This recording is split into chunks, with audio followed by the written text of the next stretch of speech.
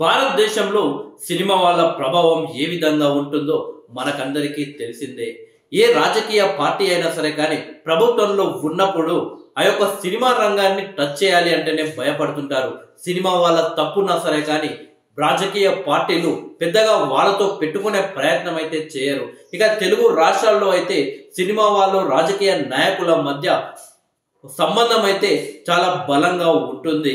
ఇక గత 5 సంవత్సరాలు ఆంధ్రప్రదేశ్ రాష్ట్రాన్ని పరిపాలించిన వైఎస్ఆర్సీపీ సినిమా వాళ్లకు చుక్కలు చూపించిందనే చెప్పవచ్చు. డైరెక్ట్ గా సినిమా వాళ్ళపై అటాక్ చేయకుండా సినిమా టికెట్ల విషయంలో వేలు పెట్టి పవన్ కళ్యాణ్ పై ఉన్న కోపాన్ని సినిమా రంగంపై చూపించడం జరిగింది వైఎస్ఆర్సీపీ. సినీ అభిమానుల్లో వైసీపీ కావాలి అనే సినీ రంగాన్ని టార్గెట్ చేస్తుంది.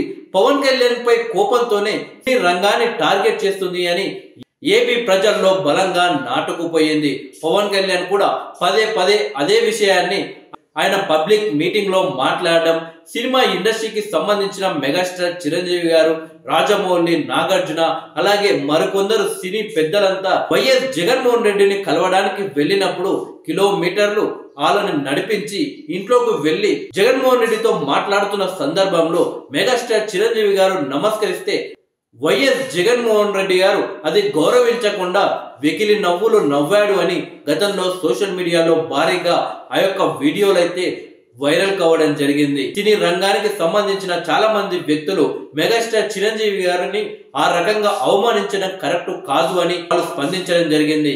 ఇక ప్రజలైతే వైఎస్ జగన్మోహన్ రెడ్డిపై ఫైర్ కావడం జరిగింది.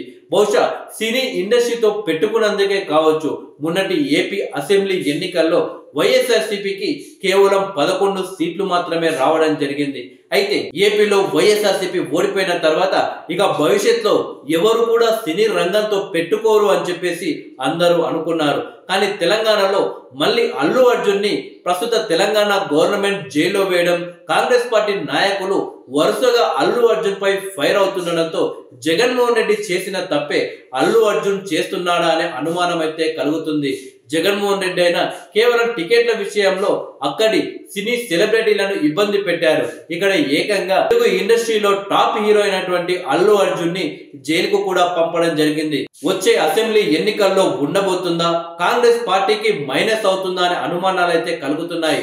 కాంగ్రెస్ పార్టీ నాయకులేమో ఏపీలో సినీ సెలబ్రిటీల ప్రభావం ఏ విధంగా ఉంటుందో తెలుసు, కానీ తెలంగాణలో మాత్రం సినీ సెలబ్రిటీల ప్రభావం ఏ మాత్రం ఉండదు. ఇక్కడి ప్రజలు కేవలం ఎంటర్టైన్మెంట్ గానే సినీ హీరోలను చూస్తారు తప్పితే రాజకీయాలను శాసించే వ్యక్తులుగా, రాజకీయాలను మార్చే వ్యక్తులుగా మాత్రం తెలంగాణ ప్రజలు మాత్రం వాళ్ళను చూడరు. కాబట్టి సినిమా వాళ్ళ ప్రభావం ఎట్టి పరిస్థితుల్లో మాపై ఉండదు అని కాంగ్రెస్ పార్టీ నాయకులైతే అంటున్నారు. చూడాలి. మొత్తానికి అల్లు అర్జున్ ని జైల్లో వేసిన తర్వాత, అల్లు అర్జున్ బెయిల్ పై వచ్చిన తర్వాత సినిమా రంగానికి సంబంధించిన వ్యక్తులైతే అల్లు అర్జున్ ని పరామర్శించడం జరిగింది. కానీ ప్రభుత్వంపై మాత్రం పెద్దగా ఏ హీరో కావచ్చు, ఏ ప్రొడ్యూసర్ డైరెక్టర్ కావచ్చు పెద్దగా ప్రభుత్వంపై ఎలాంటి వ్యాఖ్యలు చేయలేదు. అదే ఆంధ్రప్రదేశ్ విషయంలో మాత్రం ఒక్కొక్క హీరో, ఒక్కొక్క డైరెక్టర్, ప్రొడ్యూసర్లు బయటకు వచ్చి వైఎస్ జగన్మోహన్ రెడ్డిపై కామెంట్లు చేసి జనసేనని పవన్ కళ్యాణ్ దగ్గరకు వెళ్ళి ఆయన కలిసి ఆయనకు సపోర్టుగా మద్దతు కూడా పలకడం జరిగింది. కానీ తెలంగాణ రాష్ట్రంలో మాత్రం అలాంటి పరిస్థితి ఎందుకు రావట్లేదు అనే ప్రశ్నలు అయితే నెలకొంటున్నాయి.